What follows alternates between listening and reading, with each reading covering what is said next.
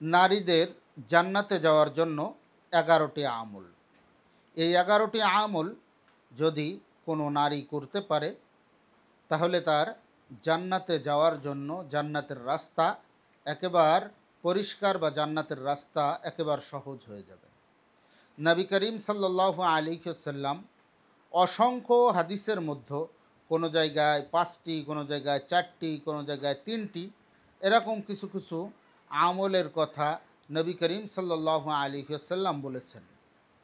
এর ভিতর থেকে সমস্ত হাদিস মিলিয়ে এর যে সার নির্যাস মোট 11টি আমল, এটা যদি আমাদের মা বোনেরা করতে পারে তাহলে মা বোনদের জান্নাতে যাওয়ার রাস্তা একেবারে সহজ হয়ে যাবে। এর মধ্যে 1 নম্বর আমল হলো দিন শিক্ষা করা। দিন আমি কতটুক শিখব? একজন মানুষের কোরআন হাদিসের অগাধ পাণ্ডিত্য অর্জন করতে হবে। এটা কিন্তু নবী করিম সাল্লাল্লাহু আলাইহি ওয়াসাল্লাম যে হাদিসের মধ্যে বলেছেন, তলাবুল ইলমি ফরিদাতুন আলা কুল্লি মুসলিম, দ্বীনি ইলম শিক্ষা করা প্রত্যেক মুসলমান নরনারীর উপরে ফরজ। এই ফরজ কতটুকু এটা আমাকে আগে বুঝতে হবে। যেমন সংক্ষিপ্ত আকারে বলি, একজন মানুষের জন্য, প্রত্যেক মানুষের জন্য নামাজের দরকার, নামাজের ইলম শিক্ষা করা। রোজা করা দরকার, রোজার ইলম শিক্ষা করা। টাকা থাকলে হজ করার দরকার, হজে যাওয়ার আগে হজের ইলমটা তাকে শিক্ষা করা। টাকা পয়সা আছে, এখন জাকাত দিতে হবে হিসাব করে, এই জাকাতের ইলমটা তাকে শিক্ষা করা। একজন মানুষ চাকরি করে, চাকরির জন্য তার কি ইলমের দরকার, এই ইলমটা শিক্ষা করা তার জন্য ফরজ। একজন মানুষ শুধু চাকরি করে আর কোনো পেশার সঙ্গে সে সংযুক্ত নয়, যেমন ব্যবসা করে না, ক্ষেত খামার করে না, আরও যে সমস্ত পেশা আছে এই সমস্ত পেশার সঙ্গে সে সংযুক্ত নয়, সে শুধুমাত্র একটাই পেশা, তার শুধু চাকরি করে, তো এই চাকরির জন্য কি ইলম রয়েছে এটা শিক্ষা করা ফরজ। একজন মানুষ ব্যবসা করে, ব্যবসার ইলম তার জন্য শিক্ষা করা ফরজ, বাদবাকিগুলো তার জন্য শিক্ষা করা ফরজ নয়। একজন মানুষ ক্ষেত খামার করে, ক্ষেত খামারের জন্য তার যে ইলমটা দরকার এটা শিক্ষা করা ফরজ, বাদবাকি চাকরির ইলম, ব্যবসার ইলম এটা তার দরকার নেই। যে যে কাজ করবে তার জন্য সেই ইলমটা শিক্ষা করা। তো মা বোনদের জন্য ইলম শিক্ষা করা কতটুক? কোনো মা বোন যদি ব্যবসায়ী হয় তাহলে তাকে ব্যবসার ইলম শিখতে হবে, যদি চাকরিজীবী হয় তাহলে তাকে চাকরির ইলম শিখতে হবে, যদি ক্ষেত খামারে কাজ করে, মা বোনেরাও অনেক সময় ক্ষেত খামারে কাজ করে, এমন মা বোনেরা যদি থাকে তাহলে মা বোনেরা ওই ক্ষেত খামারের ইলমটাকেও শিক্ষা অর্জন করবে। এরপরে নামাজের কথা, রোজার কথা, হজের কথা, জাকাতের কথা, এই যে ইলমগুলো আমাদের দৈনন্দিন জীবনে যতটুক দরকার ততটুক ইলম শিক্ষা করা, এটা হলো 1 নম্বর। এই ইলম যদি 1 নম্বর যে 11টি গুণ রয়েছে, যে 11টি কাজ করলে মা বোনেরা সহজে জান্নাতে যেতে পারবে, এর ভিতরে 1 নম্বরে হলো নিজে ইলম শিক্ষা করা। এই ইলমের ভিতরে কোরআনের সহি তেলাওয়াত, কমপক্ষে একজন মানুষের নামাজ পড়ার জন্য 5টি সূরা লাগবে, সূরা ফাতিহা সহ। এই 5টি সূরা সর্বসাকুল্যে যদি এক জায়গায় করা হয় তাহলে সর্বমোট সূরা ফাতিহা সহ মিলে কোরআনের 10 লাইন হবে। তো কমপক্ষে এই 10 লাইন কোরআনের তেলাওয়াত সহি করে শেখা, এটাও ইলমের অন্তর্ভুক্ত। 2 নম্বর 5 ওয়াক্ত নামাজ আদায় করা। আমি নফল নামাজ বেশি পড়তে পারি না, ইশরাক, আওয়াবিন, তাহাজ্জুদ বা যে কোনো নফল নামাজ আমি পড়তে পারি না। 5 ওয়াক্ত নামাজ ঠিকভাবে পড়া, নামাজের যে মাসলা মাসাইলগুলো এটাও ইলমের সঙ্গে সম্পৃক্ত। নামাজের যে মাসলা মাসাইলগুলো আছে, রুকু সিজদার তাসবিহ আছে, আত্তাহিয়াতু, দুরূদ শরীফ, দুআয়ে মাসুরা, যেটাকে তাশাহুদ বলে, আত্তাহিয়াতু, এটাকে তাশাহুদ বললে অনেকে চেনে না, এটা আত্তাহিয়াতু, দরুদ শরীফ, দুআয়ে মাসুরা, বিতির নামাজের জন্য দুআয়ে কুনুত, এই সমস্ত দোয়াগুলো শিখে নেওয়া এবং নামাজের যে সমস্ত তাসবিহাতগুলি আছে এই তাসবিহাতগুলি শিখে নেওয়া।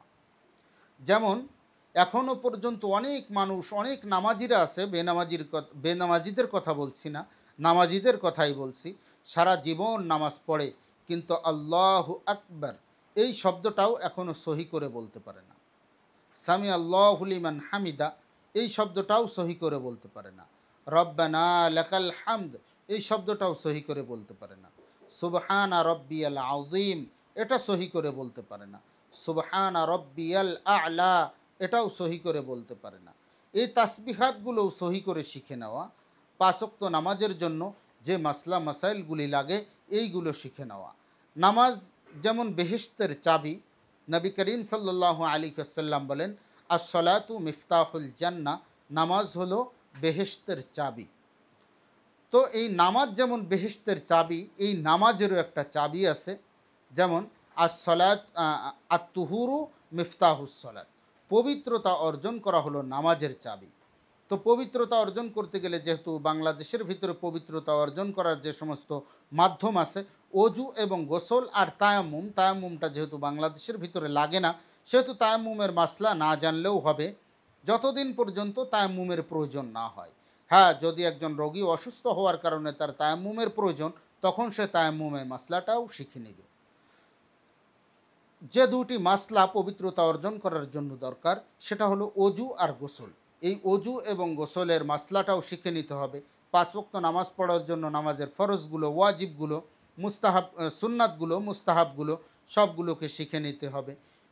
এই পাঁচ ওয়াক্ত নামাজ এইভাবে যদি আদায় করতে পারি, এটা পুরুষ হোক মহিলা হোক, জান্নাতে যাওয়ার জন্য ইনশাআল্লাহ এটাও বড় একটা গুণ। এই নামাজের গুণটাও যদি এসে যায় মানুষের ভিতরে, তাহলেও তার জান্নাতে যাওয়ার রাস্তা সহজ হয়ে যাবে। কারণ নবী করিম সাল্লাল্লাহু আলাইহি ওয়াসাল্লাম নামাজ সম্পর্কে বলেন যে যার নামাজটা যত সুন্দর তার ঈমানটা তত পাকা। মসজিদের ভিতরে গেলে বা যে কোনো জায়গায় দেখলে দেখা যায় একজন মানুষ, তাকে আমরা দিনদার মনে করি না, বা দিনদারির ক্ষেত্রে তাকে একটু নরমাল মনে করি, একটু দুর্বল মনে করি। কিন্তু মসজিদে গিয়ে দেখলাম তার নামাজটা অত্যন্ত সুন্দর। তাহলে বুঝতে হবে, আমি যে তাকে দিনদারির ক্ষেত্রে দুর্বল মনে করি বা একটু নিচু মানের মনে করি, সে আমার ধারণার মতো নিচু মানের বা দুর্বল নয়। সে ঈমানের ক্ষেত্রে আল্লাহ তাআলার নিকট অত্যন্ত প্রিয় এবং ঈমানের ক্ষেত্রে অত্যন্ত শক্তি এবং সমর্থশালী, এবং তার ঈমানটা অত্যন্ত শক্তিশালী। এটা আমার মনে করতে হবে নবী সাল্লাল্লাহু আলাইহি ওয়াসাল্লামের হাদিস অনুযায়ী, যে যার নামাজ যত সুন্দর তার ঈমানটাও তত সুন্দর। তো 2 নম্বর হলো পাঁচ ওয়াক্ত নামাজ আমি যদি ঠিকভাবে আদায় করতে পারি, ইনশাআল্লাহ আমার জান্নাতে যাওয়ার রাস্তাটা সহজ হয়ে যাবে। 3 নম্বর রমজানের রোজা। রমজানের রোজা 30টা হোক 29টা হোক, পুরো মাস 3 নম্বর রমজানের রোজা। এই রমজানের রোজা রাখার জন্য একেবারে যথাসাধ্য চেষ্টা করি। আমরা এই রমজানের রোজা, বিশেষ করে আমাদের মা বোনেরা অনেক সময় হেলায় খেলায় রমজানের রোজা ছেড়ে দেয়। যে গর্ভে সন্তান আছে, এখন সবাই বলে যে তোমার সন্তানের গর্ভে যে সন্তান আছে এই সন্তানের ক্ষতি হবে, তুমি রোজা রেখো না। অথচ তার শরীরের ভিতরে কোনো সমস্যা নেই। গর্ভে সন্তান নিয়ে সে গৃহস্থালির সমস্ত কাজকর্মগুলি করে, তাতে কোনো অসুবিধা হয় না। কিন্তু গর্ভে সন্তান নিয়ে সে নামাজ পড়তে পারে না, রোজা রাখতে পারে না, এটা একটা ফাজলমি শয়তানি ছাড়া আর কিচ্ছু না। গর্ভে সন্তান নিয়ে অনেক কষ্টসাধ্য কাজ আমার মা বোনেরা করে, কিন্তু গর্ভে সন্তান নিয়ে শুধু রোজা রাখতে পারে না বা নামাজ পড়তে পারে না, আল্লাহর হুকুমকে ছেড়ে দেয়, কিন্তু অন্য অন্য কাজকর্মগুলো কিন্তু ছেড়ে দেয় না।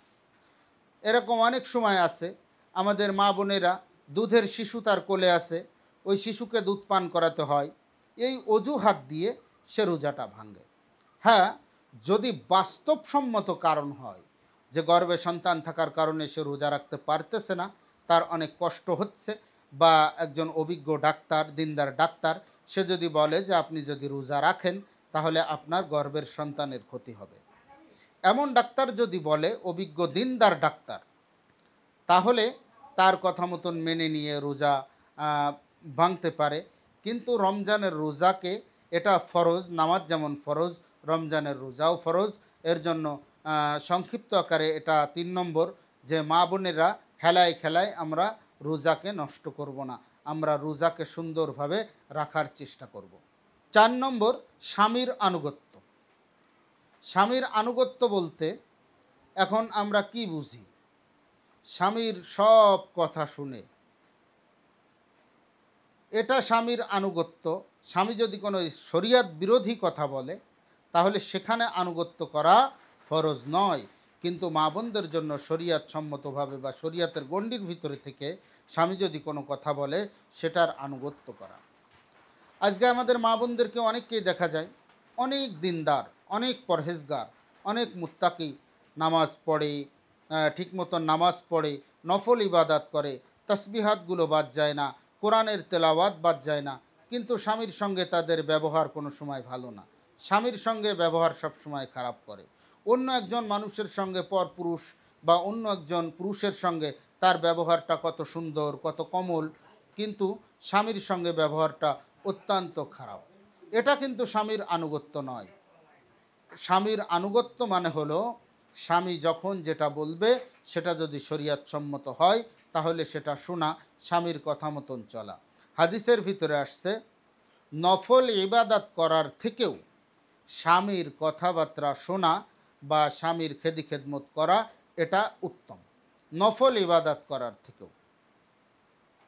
আমাদের অনেক মা বোনেরা দেখা যায় যে নফল ইবাদত করতেছে, এখন যদি স্বামী এক গিলাস পানি চায় তাহলে সেটা পানি দিতে চায় না বা পানি দিতে দেরি করে। ওখানে ওই নফল ইবাদত, কোরআন তেলাওয়াত হোক, জিকির আজকার হোক, নামাজ হোক, ওখানে সঙ্গে সঙ্গে ওই ইবাদতকে ছেড়ে দিয়ে স্বামী যেটা আদেশ করছে বা যেটা চাইছে বা স্বামীর একটা প্রয়োজনের কথা বলছে, এই প্রয়োজনটা মিটায় দেওয়া সঙ্গে সঙ্গে ওই নফল ইবাদতের থেকেও গুরুত্বপূর্ণ। কিন্তু আমাদের মা বোনেরা মাশাল্লাহ অনেকেই অনেক ইবাদত বন্দিগি করে, পরহেজগার, মুত্তাকি, কিন্তু স্বামীর আনুগত্যের ক্ষেত্রে কি করলে আনুগত্য হয়, কি করলে আনুগত্য লঙ্ঘন হয়, এটা অনেক সময় মা বোনেরা খেয়াল করে না। এর জন্য ৪ নম্বরে যেটা বললাম এটা হলো স্বামীর আনুগত্য করতে হবে, সেটা যদি শরিয়াত বিরোধী না হয়। ৫ নম্বরে ইজ্জতের হেফাজত। ইজ্জতের হেফাজত বলতে আমরা অনেক সময় বুঝি যে মনে হয় শুধু আমাদের লজ্জাস্থানটাই ইজ্জত। না, ইজ্জতের হেফাজত মানে হলো নিজের যত কাজকর্ম, আচার আচরণ, ব্যবহার, এই ব্যবহারের মাধ্যমেও যেন আমার মান সম্মান ক্ষুণ্ণ না হয়, এটারও জন্য সচেষ্ট হওয়া। এর ইজ্জতের হেফাজত ওটা তো সর্বোচ্চ পর্যায়ে হেফাজত করব, কিন্তু এদিকেও খেয়াল রাখা যে আমার ইজ্জতের হেফাজত আমি করব। আল্লাহ তাআলা আমাকে যে ইজ্জত, মান সম্মান, আমি নারী হওয়ার কারণে, আমি নবীদের মা, আমি ওলিদের মা, আমি বুজুর্গানে দ্বীনের মা, আমি আইম্মায়ে মুস্তাহিদিনের মা, আমি শহীদের মা, এরকম আমি আলেম উলামার মা, আমি আউলিয়াদের মা, এরকম কথা চিন্তা করে, বা আমি মায়ের জাতি, এরা সবাই আমার সন্তান, আমার ইজ্জত আবরুকে হেফাজত করা, যেন আমার ইজ্জত আবরু কোনো জায়গায় আমার আচার আচরণ, ব্যবহার, উঠা বসা, চলা ফেরা, লেনদেন, এর মাধ্যমেও যেন আমার ইজ্জত আবরুর কোনো প্রকার ক্ষতি না হয়, বা আমি অপমান হওয়ার শিকার না হই, বা অপমানিত হওয়ার সম্মুখীন না হই, এটার দিকেও আমাদের মা বোনদেরকে লক্ষ্য করতে হবে। এই জন্য ৫ নম্বর হলো ইজ্জতের হেফাজত করা। ৬ নম্বর, সন্তানদেরকে দিন শেখানো। আমি প্রায় বলি, সন্তানের সর্বপ্রথম মাদ্রাসা বা স্কুল বা কলেজ যেটাই বলি না কেন, সন্তানের প্রথম শিক্ষক হলো মা, এবং সন্তানের প্রথম স্কুল হলো মায়ের যে ঘর, ওটা হলো সন্তানের প্রথম স্কুল। সন্তানকে দিন শেখানো, এটার ক্ষেত্রে আমাদের মা বোনেরা অনেক সময় উদাসীন। মা বোনেরা হয়তো দিনদার বা দিন শিখেছে বা দিন সম্পর্কে, শরিয়ত সম্পর্কে জানে, কিন্তু এটার পলিসিটা জানে না যে কিভাবে ব্যবহার করলে আমার সন্তান দিনদার হবে। আমাদের অনেক মা বোনেরা মাশাল্লাহ অনেক দিনদার, পরহেজগার বা আমল করার চেষ্টা করে, তো সন্তানকে আমল আমি শিখাবো কিভাবে? সন্তানকে আমল শেখানোটা সুন্দর করে বুঝতে হবে। আমি সন্তানকে আমল ওইভাবে শিখাতে পারবো না যে সন্তানকে আমি খাওয়ার দোয়াটা মুখস্থ করায় দিলাম, খাবার সামনে আসলে দোয়াটা মুখস্থ করায় দিলাম, পানি খাওয়ার দোয়াটা মুখস্থ করায় দিলাম, দরুদ শরীফটা মুখস্থ করায় দিলাম, ঘুমের দোয়াটা মুখস্থ করায় দিলাম। এটাকে কিন্তু সন্তানকে দিন শেখানো না। আসলে দিন শেখানো বলতে আমরা কি বুঝি? দিন শেখানো বলতে এটা না যে আমি পুরা কোরআন শরীফ আমার সন্তানকে মুখস্থ করায় দিলাম, আমি নামাজের সমস্ত মাসলা মাসাইলগুলো আমার সন্তানকে মুখস্থ করায় দিলাম, আমি সমস্ত মাসনুন দোয়াগুলো আমার সন্তানকে মুখস্থ করায় দিলাম। এটা কিন্তু দিন শেখানো না। এবং আমি এই দিন শেখানোর কথা মা বোনদেরকে তাগিদ দিয়ে বা উৎসাহ দিয়ে বলতেছি না। আমি যে দিন শেখানোর কথা বলতেছি এটা হলো সন্তান যখন সকালে ঘুম থেকে উঠবে সেখান থেকে নিয়ে রাত্রে ঘুমানো পর্যন্ত এর প্রত্যেকটা জায়গায় সন্তানকে প্র্যাকটিক্যালে শেখানো বা সন্তানকে দিয়ে ওই কাজগুলো করানো, এটা এটা হলো দিন শেখানো। যেমন সন্তান যখন সকালে যখন ঘুম থেকে জাগ্রত হলো তখন সন্তানকে আমি সর্বপ্রথম বললাম যে তুমি ঘুম থেকে জাগার দোয়া পড়ো। ঘুম থেকে জেগে আমার সন্তানটা দোয়া পড়ল। এরপরে আমি সন্তানকে আমার সঙ্গে ছোট হলে আমার সঙ্গে নিয়ে বাস নামাজে দাঁড়িয়ে গেলাম নামাজের জন্য। সন্তানটাও আমার সঙ্গে নামাজ পড়লো, একটু দুষ্টমি করলো, যাই করলো না কেন তার নামাজের প্র্যাকটিক্যালটা হলো। এরপরে সন্তান যখন খানা খেতে বসবে তখন আমি খানা সামনে দিয়ে বললাম যে খানা সামনে আসার দোয়া পড়ো। দোয়াটা আমি তাকে শিখাই দিলাম। সন্তান খানা খাওয়া শুরু করবে, হ্যাঁ এবার শুরু করার দোয়াটা পড়ো। এরকমভাবে মাসনুন দোয়াগুলো, ঘুম যাওয়ার সময় ঘুমের দোয়া পড়ো, ঘুম থেকে ওঠার সময় দোয়া পড়ো, ঘরে প্রবেশের সময় ডান পা দিয়ে প্রবেশ করো, বাম পা দিয়ে বাহির হয়ে যাও, ঘরে প্রবেশের আগে তুমি সালাম দাও। সন্তান বাড়িতে আসলো, বাড়িতে আসার পর ছোটো বাচ্চা স্কুলে পড়ে বা মাদ্রাসায় পড়ে, যেখানেই পড়ে না কেন, সন্তান বাড়িতে এসে সালাম দিল না, আমি তাকে ঘরে ঢোকার সঙ্গে সঙ্গে আবার বাহির করে দিব যে তুমি ঘরের বাহিরে যাও। বা আমি খেয়াল করব যে সে ডান পা দিয়ে ঢুকছে না বাম পা দিয়ে ঢুকছে। যদি বাম পা দিয়ে ঢুকে তাহলে আমি সন্তানকে সঙ্গে সঙ্গে বলবো যে তুমি বাম পা দিয়ে ঢুকছো, তুমি আবার বাহিরে যাও, এবং তুমি আমাকে সালাম দাওনি, তুমি আবার বাহিরে যাও। ওই সন্তান যে ওই একদিন ডান পা দিয়ে ঢুকবে এবং সালাম দিবে, এই ভুল ধরিয়ে দেওয়ার কারণে ইনশাআল্লাহ আল্লাহ চাহে তো ওই সন্তান আর জীবনে কোনো দিন বাম পা দিয়ে ঘরে প্রবেশ করবে না এবং বিনা সালামেও প্রবেশ করবে না। এই প্র্যাকটিক্যালে যদি এরকম প্রত্যেকটা আমল করানো যায়, যে নামাজের সময় তাকে নিয়ে নামাজে দাঁড়ালাম, বা নামাজের সময় তাকে মসজিদে পাঠিয়ে দিলাম, বা খানা খাওয়ার সময়, ঘুমানোর সময়, বা যে কোনো মাসনুন দোয়া পড়ার সময় আমি তাকে দিয়ে দোয়াটা প্র্যাকটিক্যালে যদি আমি কিছুদিন তাকে দিয়ে পড়াতে পারি বা আমল করতে পারি, এক সময় দেখবেন ইনশাল্লাহ আপনার বলা লাগতেছে না, আপনার মনে না থাকলেও ওই সন্তানের পড়া দেখে বা সন্তানের ওই কাজ করা দেখে আপনারও মনে পড়তেছে যে এখন তো আমার দোয়া শেখানো দরকার বা দোয়া পড়া দরকার। এটা দেখে ইনশাআল্লাহ এমন যদি আমরা করতে পারি, সন্তানকে এমন অভ্যস্ত করে যদি গড়ে তুলতে পারি, ইনশাআল্লাহ এটা পরিপূর্ণ দিন শেখানো হবে। এবং যে দিন শেখানোর কথা রাসূল করিম সাল্লাল্লাহু আলাইহি ওয়াসাল্লাম মা বোনদেরকে বিশেষ করে উৎসাহ দিয়েছে যে প্রথম মাদ্রাসা, প্রথম স্কুল, প্রথম কলেজ বা প্রথম শিক্ষা প্রতিষ্ঠান যে শিক্ষা দেওয়ার জন্য বলা হয়েছে, এটা পরিপূর্ণভাবে হক আদায়ের সঙ্গে আদায় হবে ইনশাআল্লাহ। 7 নম্বরে শুকরিয়া বা কৃতজ্ঞতা আদায় করা। এই কৃতজ্ঞতা কার আদায় করব? আল্লাহ তাআলার কৃতজ্ঞতা তো আদায় করবই করব, প্রত্যেক জায়গায় শুকরিয়া আদায় করব আল্লাহ তাআলা আমাদেরকে যে নিয়ামত দিয়েছেন।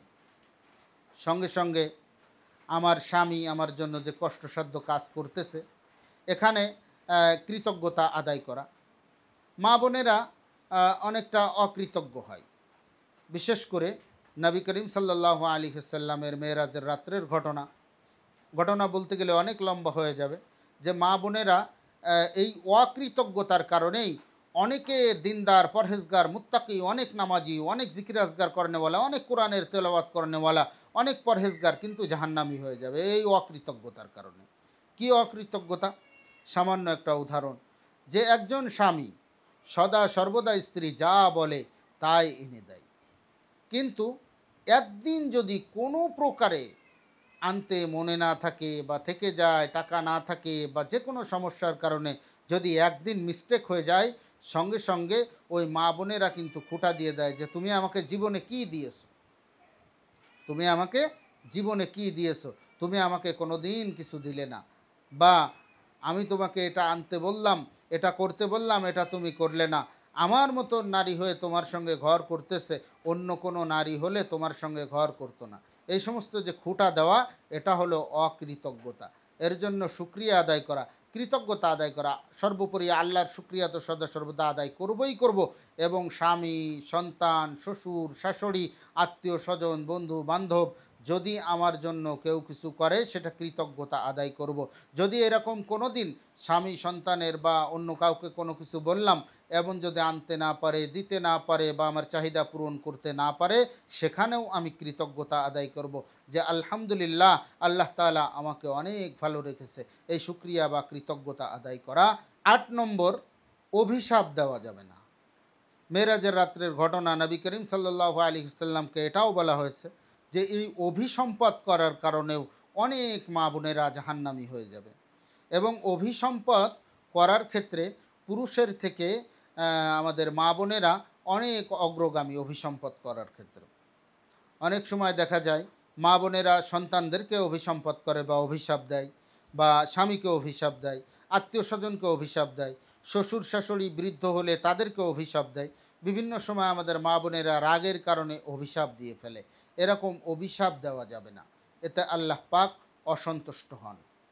কারণ এটা ওই যে ৭ নম্বর যে গুণ, শুকরিয়া আদায় করা বা কৃতজ্ঞতা আদায় করা, এই অভিসম্পদ করা মানেই হলো আমি পরিপূর্ণ কৃতজ্ঞতা বা শুকরিয়া আদায় করলাম না, বা আমি কৃতজ্ঞ বান্দি না, এটার পরিচয় বহন করে অভিসম্পদ করা।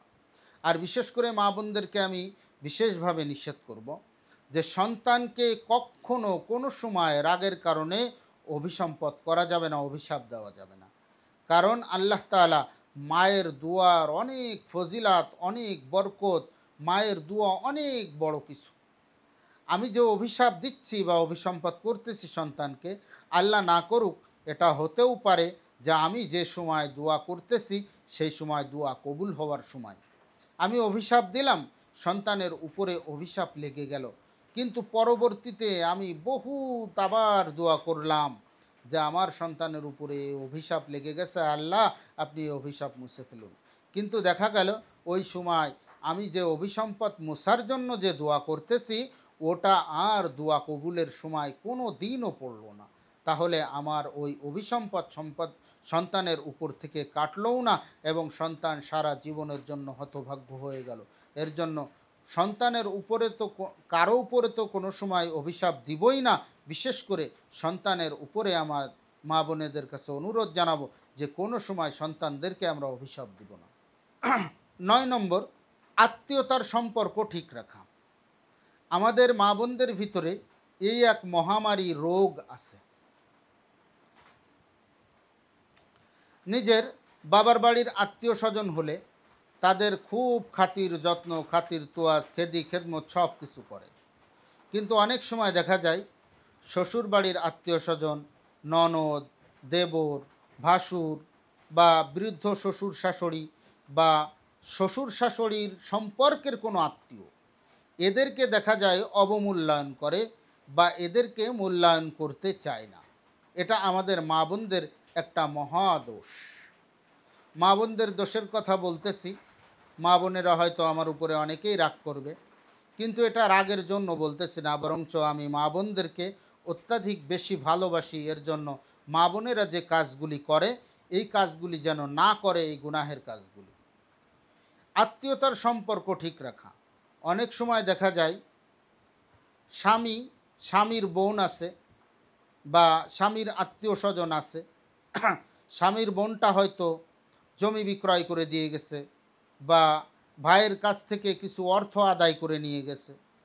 এই অর্থ আদায়ের কারণে ভাইয়ের যতটা রাগ না হয়, ভাইয়ের স্ত্রী ভাবির আরও বেশি রাগ হয়, এবং ওই আত্মীয়ের সঙ্গে স্বামী বেচারা যদিও সম্পর্ক রাখতে চায়, কিন্তু স্ত্রীর এই রাগত্ব স্বভাব হওয়ার কারণে ওই বোনের সঙ্গে বা ওই আত্মীয়র সঙ্গে স্বামী বেচারাও আর সম্পর্ক রাখতে পারে না। স্বামী বাধ্য হয়ে তাদের সঙ্গে সম্পর্ক ত্যাগ করে। সব থেকে আগে বুঝতে হবে আমার স্বামীর সংসার যে আমি করতেছি, এখানে স্বামী কর্তা, সব কিছু স্বামী ইনকাম করে, স্বামী খাওয়ায়, স্বামী পড়ায়, সব কিছু ইনকাম করার দায়িত্ব হলো স্বামীর। স্বামী তার থেকে কাকে কি দিয়ে দিল, কার থেকে কি নিল, এটা আমার দরকার নাই। আমি ঠিক মতন সব কিছু পাচ্ছি কিনা এটা হলো আমার দেখার বিষয়। এর জন্য আত্মীয়তার সম্পর্ক ঠিক রাখা, শ্বশুরবাড়ির আত্মীয় স্বজনের সঙ্গেও সম্পর্ক এমন মধুর সম্পর্ক রাখা। নবী করিম সাল্লাল্লাহু আলাইহি ওয়াসাল্লাম বলেন, আত্মীয়তার সম্পর্ক যদি কেউ ঠিক রাখে, আল্লাহ তাআলা তার রিজিকের ভিতরে বরকত দান করেন। আল্লাহ তাআলা তার রিজিকের ভিতরে বরকত দান করেন, ওই সংসারের ভিতরে বরকত দান করেন। তো অনেক সময় মা বোনদেরকে শুধু বদনাম করাই উদ্দেশ্য না, অনেক মা বোনেরা এমনও আছে ভাই বোনের সঙ্গে সম্পর্ক রাখতে চায় না, ভাইয়ের মনের থেকে ঘৃণা এসে গেছে বোনের প্রতি, সম্পর্ক রাখতে চায় না। এখন স্ত্রী বরঞ্চ আর ননদের সঙ্গে বেশি সম্পর্ক করার জন্য উদ্বুদ্ধ করে। ওই মা অবশ্যই জান্নাতের হকদার হবে, কারণ ওই মা তার আত্মীয়তার সম্পর্ক ঠিক রেখেছে, আত্মীয়তার সম্পর্ক ঠিক রেখেছে। অনেক সময় এটা মাঝখান থেকে একটু না বলে দিলেই নয়, অনেক সময় বোনেরা বাবার বাড়ির সম্পদ বিক্রি করে যায় বা ভাইয়ের কাছ থেকে নিয়ে যায়, বা ভাই নিতে পারে না অন্যর কাছে বিক্রি করে দেয়। এতে ভাইয়ের অনেক সময় ক্ষোভ হয়, ভাইয়ের ছেলে মেয়েদের ক্ষোভ হয়, ভাইয়ের স্ত্রী ভাবির অনেক সময় ক্ষোভ হয়। কিন্তু একটা কথা মনে রাখবেন, আসলে ছেলেরা এবং ছেলের বউয়েরা সবসময় মনে করে যে এটা বাপের সম্পদ, সব ছেলের, বোনকে যেটা দেওয়া হচ্ছে এটা তার উপরে দয়া করা হচ্ছে। না, এটা একটি ভুল ধারণা। বোনকে যেটা দেওয়া হচ্ছে সে বাপের ওয়ারিশ, সে বাপের সম্পত্তিতে ওই পরিমাণ হক তার আছে, এটা তার হক। এই হককে বুঝিয়ে দেওয়া।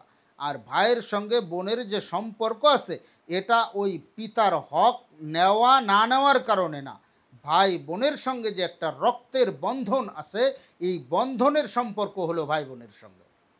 ভাই বোনের সঙ্গে সম্পর্ক পিতার সম্পত্তি নিল কি না নিল এর সঙ্গে সম্পৃক্ত নয়। পিতার সম্পদ এটা কন্যারও, ছেলেরও যেমন হক আছে, মেয়েরও এরকম হক আছে, সে তার হক নিয়ে গেছে। 10 নম্বরে হলো দান সৎকা করা। বিশেষভাবে কিছু দান সৎকা আমাদের মা বোনেদের করতে হবে, যেন বাড়িতে ফকির মিসকিন যেই আসুক না কেন, যে আমাদের থেকে যেন কেউ মাহরুম হয়ে ফিরে না যায়। হ্যাঁ, অনেক সময় আছে যে স্বামীর অনুমতি থাকে না, স্বামী অনুমতি দিয়ে যায় না যে তুমি কোনো কিছু দান করবা। তো স্বামীর সম্পদ থেকে দান করার দরকার নেই। আমরা জানি মা বোনদের কাছে অনেক সময় নিজের কিছু অর্থ করি বা নিজের কিছু ক্যাপাসিটিও থাকে, সেই ক্যাপাসিটি থেকে যথাসাধ্য দান সৎকা করার চেষ্টা করা। আল্লাহ তাআলা এটা মা বোনদেরকে ইনশাল্লাহ জান্নাতে নিয়ে যাওয়ার পথেই হবে। 11 নম্বর, সময় নষ্ট না করা। আমাদের সময়টা অত্যন্ত অপচয় হয়, আমাদের সবারই সময় অপচয় হয়। বিশেষ করে এখন যে এক ফিতনা চলে আসছে, মোবাইলের ফিতনা, এই মোবাইলের পিছনে আসলে আমাদের অনেক সময় কাজে ওয়াকাজে অনেক সময় ব্যয় হয়। অনেক মা বোনেরা সময় যখন অবসর যখন থাকে তখন দেখা যায় বিভিন্ন টিভি সিরিয়াল বা নাটক সিনেমা এই সমস্ত দেখে অবসর সময় কাটায়। তো এই সময়টা, এই যে বিভিন্ন বিনোদনমূলক কাজ করা বা বিনোদনমূলক জিনিস দেখা, এটা কিন্তু আসলে সময় অপচয়ের সংজ্ঞার ভিতরেই পড়ে।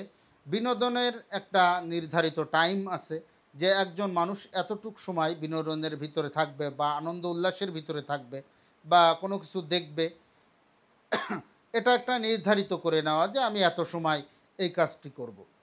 বরঞ্চ সদা সর্বদা মোবাইল বা ল্যাপটপ বা অন্য কোনো সোশ্যাল মিডিয়া হোক, যাই হোক না কেন, তাতে নিবৃত না থেকে আমাদের সময়কে বাঁচিয়ে আল্লাহ তাআলার ইবাদত বন্দেগীর ভিতরে বেশি সময় কাটানোর জন্য সচেষ্ট হওয়া।